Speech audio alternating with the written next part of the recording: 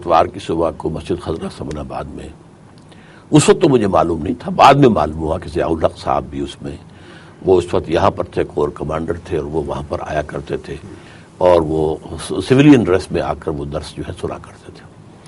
اس کے بعد ایسا ہوا جب میں نے مولانا اصلاحی کی تفسیر تدبر قرآن شائع کی ہے پہلی جلد، تو ایک میجر صاحب آرمی جیپ کے اوپر سوار ہو کر آئے کرشن نگر میں جہاں میرا وہ دارالاشاعت الاسلامیہ تھا، اور وہ لے کر گئے۔ انہوں نے بتایا کہ جنرل یا لیفٹیننٹ جنرل ہوں گے اس وقت، یا میجر جنرل ہوں گے، ملتان کے جی او سی تھے، تو انہوں نے منگائی ہے۔ تو میں حیران ہوا، میں نے کہا ایک آرمی آفیسر جو ہے اس کی اتنی دلچسپی ہے۔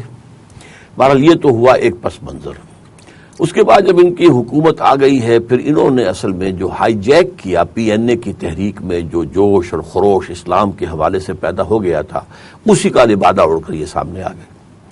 اب ظاہر بات ہے کہ ہم کسی کی نیت کسی کے دل میں اتر کر تو نہیں دیکھ سکتے، وہ تو حالات و واقعات بعد میں بتاتے ہیں کہ کسی شخص کی اصل نیت کیا تھی، کیا ارادہ تھا، کیا مقصد تھا۔ لیکن جس زور شور سے انہوں نے اسلام کا نام لیا، تو ہم نے کہا شاید انہی کے ہاتھوں سے کوئی کام ہو جائے، ہمیں تو اسلام کا کام مطلوب ہے۔ لیکن یہ کہ انہوں نے پہلے مجھے آفر کی وزارت کی، اور یہ سن 80 میں جو پہلی وزارت بنی تھی، جن میں جماعت اسلامی کے لوگ بھی تھے اور جے یو آئی کے لوگ بھی تھے، اس کو ڈسمس کیا تھا انہوں نے، اور پھر یہ جا رہے تھے عمرے کے لیے اور کراچی میں ٹھہرے تھے چند دن۔ میں بھی کراچی میں تھا ان دنوں، میرے بڑے بیٹے عزیزم ڈاکٹر عارف رشید کا نکاح تھا وہاں۔ تو وہاں میرے پاس آئے ضیاء الحق صاحب کے ایک سالے، بڑے سالے ڈاکٹر نور الہی، سرجن ہیں، بہت نیک، اللہ کرے کہ ابھی تک زندہ ہو، بقید حیات ہو، بہت نیک آدمی۔ وہ آئے کہ ضیاء صاحب یہ کہہ رہے ہیں کہ ڈاکٹر صاحب سے کہیں کہ اگر کوئی کام کرنا ہے تو میدان میں آئیں، میں واپس آ کر عمرے سے نئی کابینہ کا اعلان کروں گا، تو کوئی وزارت وہ سنبھالے اور کام کرے۔ میں نے ان کو دو ٹوک جواب دیا۔ میں نے کہا ان سے کہہ دیجئے معذرت، دو وجوہات سے۔ ایک تو میرے اندر اس کی صلاحیت نہیں ہے، میں کوریڈورز آف پاور میں گھوما پھرا نہیں ہوں، نہیں آیا نہیں گیا ہوں، مجھے وہاں کے آداب واداب طریقوں کا کوئی علم نہیں ہے۔ دوسرے یہ ہے کہ آپ کرنے ہمیں کچھ نہیں دیں گے، اصل حکومت تو فوج کی ہے، اور بدنامی ہمارے آئے گی کہ یہ جو ہے یہ وزارت میں کچھ نہیں کر سکی، نکمے لوگ نکلے، تو میں اس کے لیے تیار نہیں ہوں۔ بہرحال یہ ایک حصہ ختم ہوا۔ اس کے بعد مرحلہ آیا اس کا، اسی دوران میں وہ بات بھی ہوئی کہ یہ آئے اور مسجد دارالسلام میں جہاں میرا جمعہ ہوتا تھا، یہ جمعے کی نماز پڑھنے کے لیے اطلاع ہوئی کہ آئیں گے، بہت اس کے جو تھی آس پاس پہرے وغیرہ لگے ہوئے تھے۔ بہرحال میں نے وہاں پر چونکہ پہلی صف میں ان کے لیے جگہ رکھی گئی تھی، یہ موجود تھے، تو میں نے دو باتیں خاص طور پر کہیں۔ ایک تو یہ کہ آپ کو سوچنا چاہیے کہ آپ کے دور میں لڑکیوں کی پہلی ہاکی ٹیم جو ہے ملک سے باہر جا رہی ہے، کہاں ہے اسلام؟ وہ جس اسلام کا آپ نام لیتے ہیں، کیا اس سے اس کی اجازت ملتی ہے؟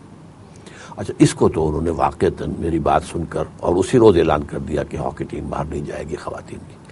دوسری میں نے ایک بات کی تھی کرکٹ کے بارے میں، بہرحال اس کو انہوں نے درخورِ اتنا نہیں سمجھا۔ بہرحال اسی زمانے میں ڈاکٹر ابصار صاحب جو ہمارے قرآن اکیڈمی کے میرے چھوٹے بھائی سب سے جو ہے ڈائریکٹر تھے، انہوں نے ایک پروپوزل وہاں بھیج دی کہ پاکستان ٹیلی ویژن کے اوپر کوئی دینی درس قرآن کا پروگرام، انہوں نے اس کو پاس کر کے بھیج دیا، اور یہاں کے پی ٹی وی والوں نے مجھ سے بات کی۔ میں نے کہا ٹھیک ہے، ہفتے وار درس ہو سکتا ہے، تو الہدا کا پروگرام چلا۔ اب ظاہر بات ہے یہ بھی اسی کے کرنے سے ہوا، کوئی اور شخص ہوتا تو وہ کہاں اس نے اس بات کو ماننا تھا اور سننا تھا۔ تو اس پس منظر کے اندر جب ان کی بات آئی شورا کی، تو پھر میں نے یہ سوچا کہ جب میں اپنے ممبر سے بھی مشورے بھی دیتا ہوں، تنقیدیں بھی کرتا ہوں، اب ہم چاہیں یا نہ چاہیں، پسند ہو یا ناپسند، حکومت ان کی ہے، تو اس ملک کی بہتری کے لیے اور اس کے لیے کوئی مشورے دینا یا کسی غلط بات پر روکنا ٹوکنا، یہ تو اچھی بات ہے، اور وہ میں کر رہا ہوں۔ اب اگر یہ جیسے انگریزی محاورہ ہے right from the horse's mouth, میں نے یہ بات سنی ہے، تو اگر right into the horse's ears جا کر کوئی بات کی جا سکتی ہو تو why not do it, why not avail it. اس دلیل سے میں نے شورا میں جانا جو ہے وہ منظور کر لیا۔ لیکن جہاں کا وہاں میں نے دیکھا کہ اس کے سارے اصول و ضوابط جو ہے، جو بھی اس کے لاہ عمل تھا، وہ پارلیمنٹ کا بنا دیا گیا۔ اب یہ جناب اس میں پوائنٹ آف آرڈر ہے، اب یہ ہے، اب اس کا جو ہے تحریک جو ہے اس کی ہے توہین کی ہوگی وغیرہ وغیرہ، پرسنل ہے، تو وقت ضائع ہونے والی بات۔ تو میں نے ان سے کہا بھی، میں نے کہا آپ نے تو شورا کی بات کی تھی، تو شورا اگر ہے تو آپ کو یہاں ہونا چاہیے، مشورہ سننا چاہیے. کہ نہیں یہ بات تو مجھ تک پہنچ جاتی ہے، لوگوں کی رائے پہنچ جاتی ہے. یہ پہلے ہی سیشن کے دوران کی بات ہے. دوسرا سیشن شروع ہوا تو انہوں نے ایک بات ایسی کہہ دی اس کے اوپننگ سیشن میں، اوپننگ خطاب میں، کہ لوگ کہتے ہیں سیاسی عمل کو مت روکو. یہی میرا سیاسی عمل ہے، یہی جو شورا ہے.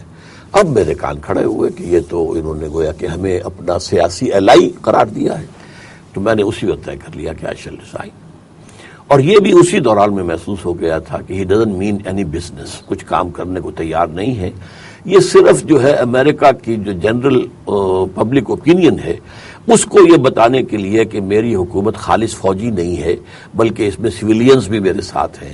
یہ صرف ونڈو ڈریسنگ کی گئی ہے، کرنے کا کوئی ارادہ نہیں ہے کہ کوئی کام کرنے کا. تو میں نے دوسرے سیشن کے بعد ہی اسی کے دوران ان سے وقت مانگا تھا. میں استعفیٰ دینے کا فیصلہ کر چکا تھا، لیکن یہ کہ انہوں نے ٹائم نہیں دے سکے. کہا کہ میں لاہور آ رہا ہوں چند دنوں میں، وہاں آپ گورنر ہاؤس میں مجھ سے ملاقات کر لیں گے. میں نے کہا ٹھیک ہے. وہ آئے، انہوں نے پھر مجھے پیغام بھیج دیا کہ فلاں وقت آپ گورنر ہاؤس آ جائیں. میں وہاں چلا گیا. تو وہاں جا کر پھر جو ایک خاص نقطہ جو میں نے ان کے سامنے رکھا، میں نے کہا کہ یہ آپ اپنے ماتھے پر کلنک کا ٹیکا لیے پھر رہے ہیں. تو میں نے تو یہ محاورے کے طور پر استعمال کیا تھا، لیکن پھر مجھے احساس ہوا کہ ان کے ماتھے پر تو میرا بنی ہوئی ہے. تو یہ کلنک کا ٹیکا جو ہے اپنے ماتھے پر، تو اٹس اے پرسنل ہٹ.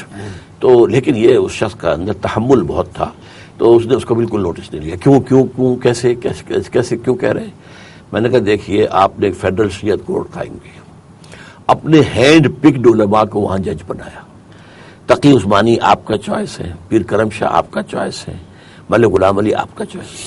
آپ نے ان کے ہاتھ پر ہتھکڑی باندھ دی کہ وہ مسلم فیملی لاز پر بھی بات نہیں کر سکتی. How come?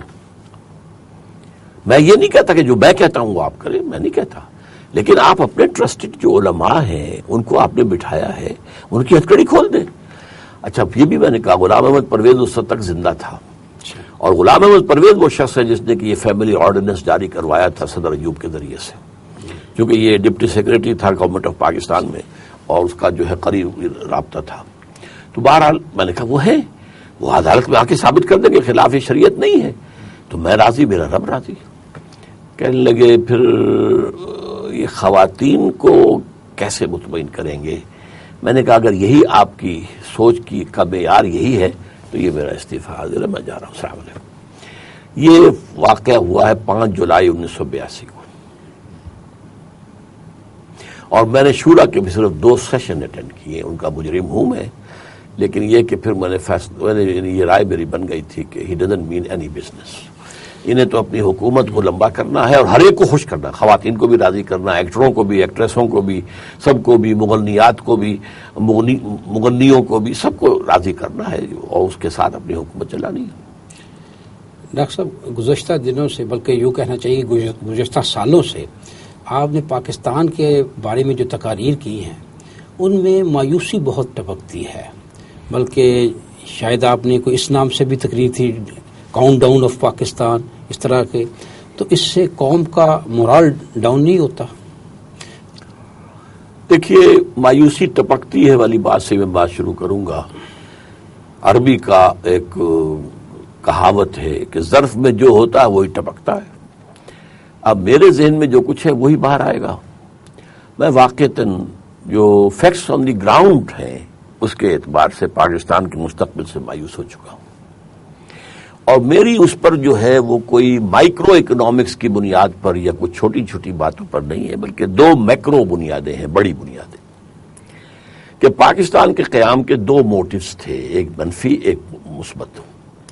منفی تھا ہندو کا خوف، ہندو کا ڈر، ہندو ہمیں ایکسپلائٹ کرے گا، دبائے گا، بروٹ میجورٹی جو ہے اس سے وہ ہمیں سپریس کر دے گا، ایکسپلائٹ کرے گا. خوف تھا، اور یہی خوف تھا جس پر مسلم لیگ قائم ہوئی، اور 1906 سے لے کر 1930 تک سوائے اس کے کوئی اور دوسرا ایلیمنٹ اس میں تھا ہی نہیں. اچھا اس میں یہ ہے کہ جہاں تک قائد اعظم کا تعلق ہے، وہ نہ تو فاؤنڈرز میں تھے مسلم لیگ کے، وہ مسٹر جناح تھے، اس وقت قائد اعظم تھے.